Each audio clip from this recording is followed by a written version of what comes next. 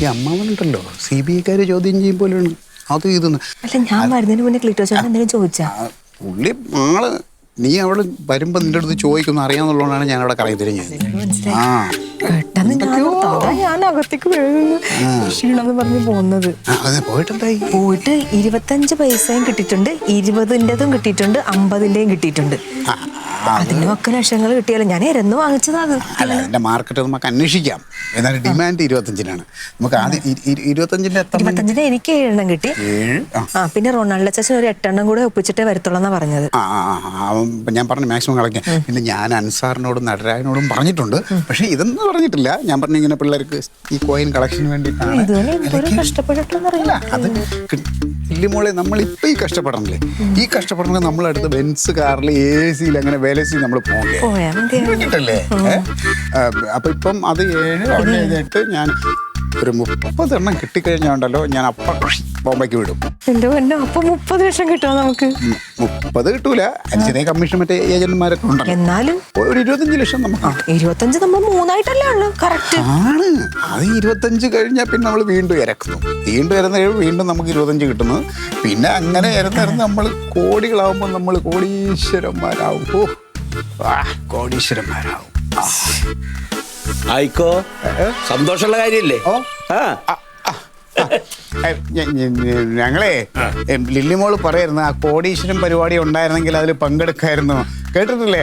ഒറ്റ കോയിൻ മതി ഒറ്റ ചോദ്യം മതി ജീവിതം മാറി മറിയാനെന്ന് പറഞ്ഞിട്ട്. ജീവിതം മാറി മറിഞ്ഞ് കോടീശ്വരന്മാരാകുമ്പോ നമ്മളൊക്കെ മറന്നു പോകുന്നുള്ള പേടിയുള്ളൂ നമുക്ക്. കോടീശ്വരം പരിപാടി ഇല്ലല്ലോ. എടാ നീ എന്താ വിചാരിച്ചേ ഞങ്ങളൊന്നും അറിയില്ല? എന്ത്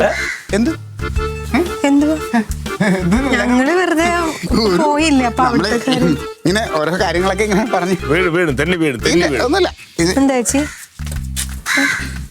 അല്ല ഈ ബോംബെയിൽ പോയിട്ട് ഈ കോയിന്റെ മത്സരമൊക്കെ നടത്തുമ്പോഴേ എന്തായാലും സംശയം ഉണ്ടെങ്കിൽ എന്നോടൊക്കെ ചോദിച്ചാൽ മതി. ഇത് ധാരാവിയിൽ വെച്ചാണോ ഈ സംഭവം നടക്കുന്നത്?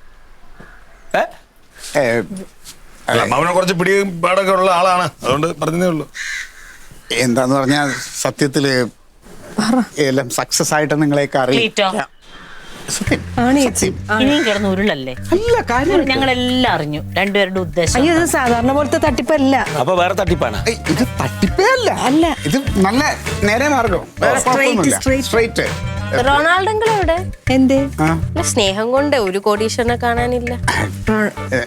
വേറൊന്നും അല്ല, ഇതിപ്പോ സക്സസ് ആയ നമ്മളൊക്കെ കോടീശ്വരന്മാരാണ്. അതുകൊണ്ട് പറഞ്ഞാണ് സത്യം.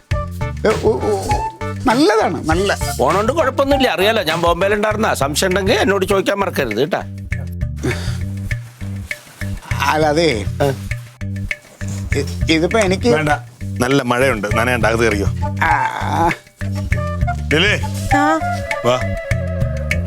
നിനക്കുള്ളത് അവിടെ നിന്ന് കിട്ടും. ചെല്ലി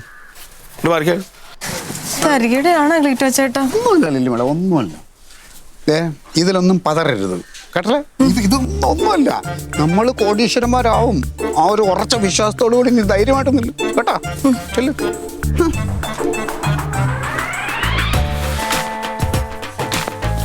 ഒരു കോടീശ്വര കുടുംബം കൂടെ ഇവിടെ കേരളത്തിലുണ്ടാവും. ഒറ്റെണ്ണം സമ്മതിക്കില്ല.